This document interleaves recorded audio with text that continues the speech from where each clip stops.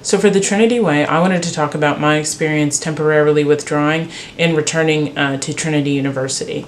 So my decision to withdraw actually came a few days before the fall of 2017 semester began. The previous semester I had chosen to withdraw from some courses with great help from Dr. Reams in the Counseling Services Office. I was able to withdraw from the courses I didn't feel like I could complete without having to explain personal details to teachers and administration.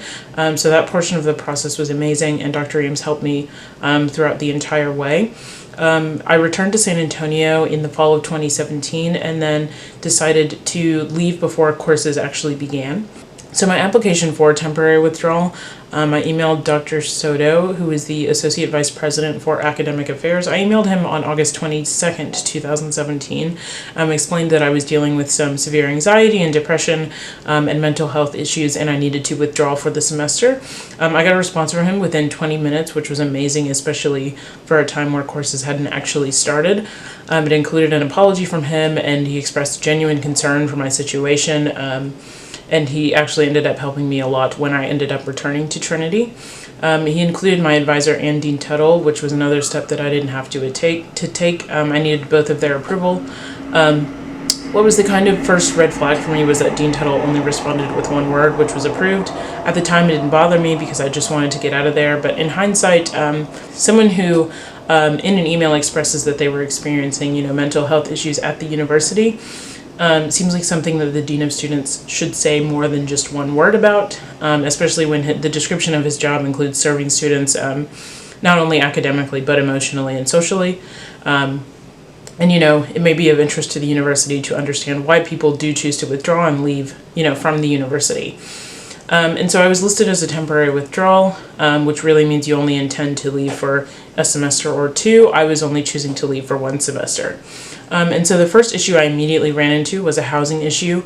I was staying at City Vista. This was the first year that the City Vista apartments were open to Trinity students. I had already paid for my portion of the apartment. I was sharing it with a roommate. But I had ended up moving out, leaving to Dallas before courses started. I did leave, bedding and kitchenware, things I wouldn't really need there. And so I was sent one email. I sent an email on August 30th by Stephanie Ackerman, who is the Assistant Director for Housing Operations. She stated that she was aware of my temporary withdrawal, adding that I could not continue living on campus. I was already aware of this and already, out of town. I failed to respond to this email, though, and the subsequent call that she said she left on my cell phone. I don't remember, getting a voicemail or anything, but she then sent what she said was her third attempt on September 11th, stating that if I did not turn in my City Vista keys and key fob, that I may be prevented from returning to the apartment, and she also threatened to remove my personal belongings. I think this was a little extreme for someone who had already paid for the apartment. My roommate was told that she would not be able to move anyone else into the apartment, and, I had already paid for it. She paid for her half, so, I think removing personal belongings was quite a bit, quite far to go for someone who especially was paying for the apartment and was already, stressed out with the university. I responded to that third attempt. Admittedly, I was not on top of my email after leaving the university, just kind of, quick to get out of there. And, I apologized for the miscommunication, and I stated that I would return my keys during a later visit.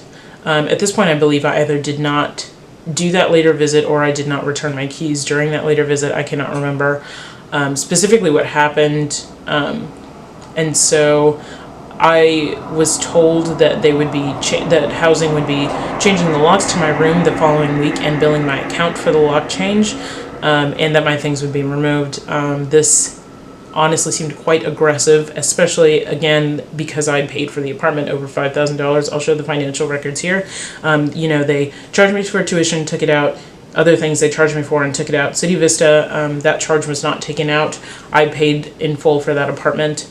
And also I don't think it was necessary to hound me for the key and the key fob, considering I would not even be residing in San Antonio, let alone Trinity. I was residing in Dallas during my semester off. I had no plans to, stay over at that apartment or anything. This was also incredibly off-putting and stress-inducing for a student who'd made such a big decision to withdraw from their university.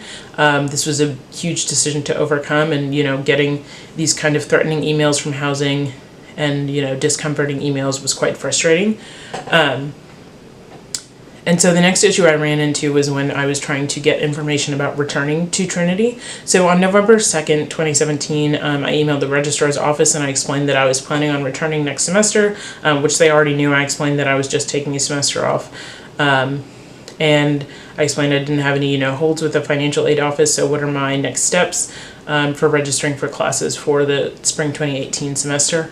I also noticed when I was trying to, check what classes I needed to take, my online degree audit was actually, not showing up the courses that I had previously taken. For example, my freshman year, I had taken Intro to Philosophy, and that wasn't showing up on my degree audit under my Common Curriculum courses, so I couldn't see what courses were required and what I had taken, actually. I couldn't find any of the classes that I actually taken or what requirements I needed to meet, so I stated that in the email as well. After this, I received a separate email from Linda Ibarra with the registrar's office that stated that I needed to fill out an application for readmission and return it by November 15th to meet the deadline for 2018 registration. It was also stated that this was just to update my information and not to fully apply for readmission, which was reassuring to me that I didn't have to go through, an entire long process to reapply to Trinity. So it wasn't actually reapplication, it was just updating my information, making sure I hadn't taken any other college courses that I needed transferred in. I returned that form later that afternoon. The question about my degree audit wasn't answered, so I sent a follow-up email on November 3rd. I received a response on the 6th that my degree audit was deemed inactive and would not show accurate results, and that this would not be updated until I was readmitted. That wording was confusing because I was told that I did not need to be readmitted. Nobody told me that my degree audit would even be inactive. I think that's something important to explain to someone who is leaving so that they understand what they need to do when they're going to reapply or, try and get into classes for the next semester. After that, also on the 6th, I asked how long the process would take, and I did not receive a response for that, and I sent a follow-up email on the 8th for that as well. Linda responded on the 9th that I had missed the deadline for the application for re-enrollment, and that she now stated that that deadline was on October 15th rather than the previously mentioned November 15th. This was incredibly distressing to me because nobody had mentioned that previous deadline to me. So then I was told to contact Student Financial Services to remind them that I was returning, and then I was told I wouldn't be able to register until January 3rd. This was quite distressing to me because I had already felt like I was behind and missing things.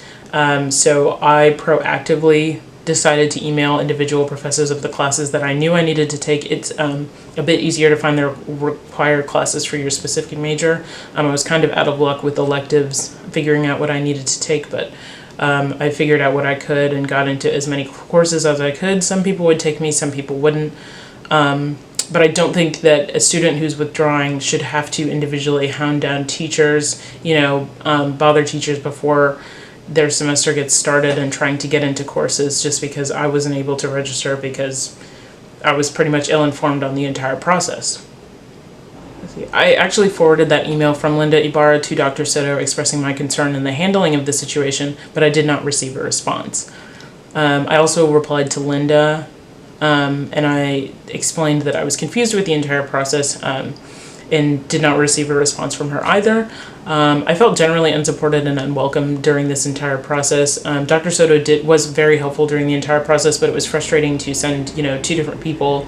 I'm having this frustrating, confusing process, and I think, we need some help with this, and nobody responded to it. Some smaller things that happened that were quite frustrating during this process were on November 27th, this was during Thanksgiving weekend, I was informed that I would not be able to register for courses until I got a meningitis shot due to being under 22, and apparently when you're under 22 and you're returning to the university or being admitted into the university, if you haven't gotten that shot in the prior 5 years, then you need to get it or you will have a registration hold placed on you.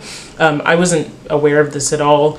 It was also weird because I would turn 22 in early January before courses started. And so I had to, I was working a full-time job during my semester off, 9 a.m. to 5 p.m. So finding a finding time off from work and being able to get into the doctor's office and get my shot records, first of all. And then I was told by my doctors that I didn't actually need that shot, but okay, go ahead and get it. And so I had to find a place that would, get that shot for me that was affordable.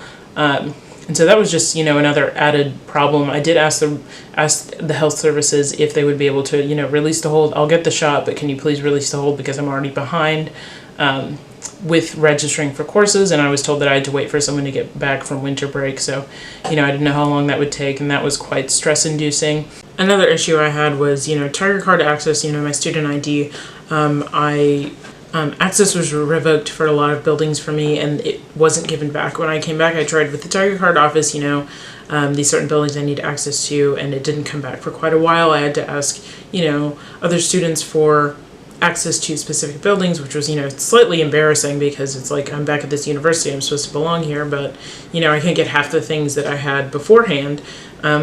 So that was pretty frustrating, but my previous experience throughout the semester I was gone with administration made me not want to reach out and try to get these problems solved, because there were several emails that went unanswered or received aggressive or really uncaring responses. So it was hard to even want to reach out, especially during those final semesters. It was hard to want to cooperate with administration because I had felt I was made to feel so unwelcome.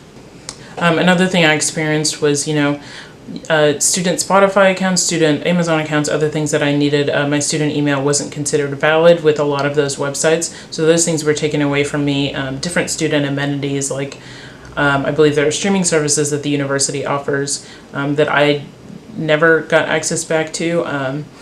And, considering my previous experience emailing administration about my issues, I didn't feel comfortable being proactive and, getting those things out, because it already felt like the university was kind of unwelcoming and didn't really care about my returning process. It felt like they were very quick to take things away from me, housing access, my degree audit, my ability to, see the things that I'd done at Trinity. They were quick to take those things away, but really not helpful with getting them back, and, showing no haste in getting those things back. It was quite a struggle all the way to graduation. It was kind of pulling teeth to get information from people. And so I just didn't feel welcome with administration.